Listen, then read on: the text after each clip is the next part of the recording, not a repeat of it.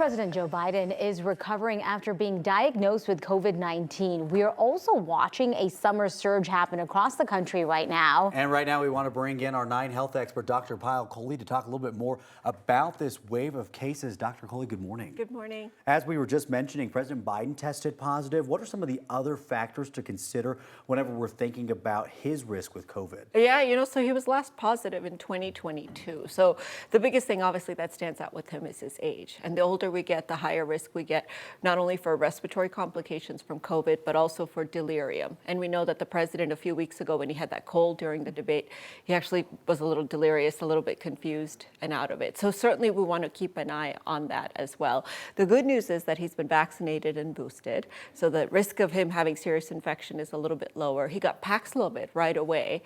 So that helps also reduce the viral load and makes the illness less likely. But he has chronic disease like atrial fibrillation, which is an arrhythmia of the heart.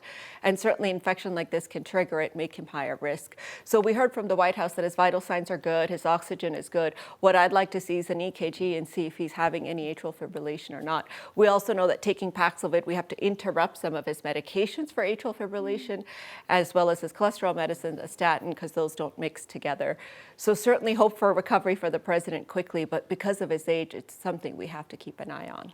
And we've been hearing, I feel like I'm hearing it more and more, right? Somebody has COVID and someone else got a positive test. What do we know about this summer surge right now? Yeah, so it's a little interesting because usually we don't see respiratory viruses over the summer. Now, the good news here is that we don't need to panic because COVID has now become endemic, and this current variants, which are the flirt variants, which descend from Omicron, which likely the president has as well, are the milder variants. So they're not making people super sick. And one of the ways that we're actually finding out that people are getting them is through the wastewater. So surprising to see this summer surge, but the new variants can evade our immune system better. So even people who've had COVID before, like the president, and been vaccinated can get it again. And they also can get into our cells better, but certainly not making us sicker. So that's the good news. And one more time, I just want to ask you on the follow-up there. You're right. We don't typically see respiratory viruses spreading in the summertime. What is happening here that's causing that? So I think two things. One is our behavior. So I think we're, traveling more than usual. It's summertime. People get together. There's a lot more parties. And I think we've become fatigued about hand hygiene and about wearing masks all the things that sort of prevent respiratory virus spread. But the second is actually the virus itself. Because it's become more efficient at spreading, because there's been so many infections, the virus has gotten smart. It's learned how to spread person to person, and it's learned how to spread in a way that doesn't kill the host, because that facilitates its spread, but just gives you a mild upper respiratory tract infection. So I think that this particular flirt variants are very efficient at spreading. And given all the events and all the political campaigns and rallies and such, people are coming into close contact with one another. I mean, now that we're in the middle of summer, should people be really paying attention to their travel? Should they be changing their travel plans? Or what does that even look like at this point? Yeah, so now that this is endemic, we're going to see little waves. And we're going to learn how to live alongside it. So we don't necessarily have to stop getting together, stop traveling, stop having parties. But I will say we need to be smarter about it. Because otherwise we get out of school, we get sick, we get COVID. I've had a ton of patients call me just this past week. So what I would say is if you're traveling somewhere, do a little research and see what the COVID activity looks like there. And the best way to know that is really looking at those wastewater statistics.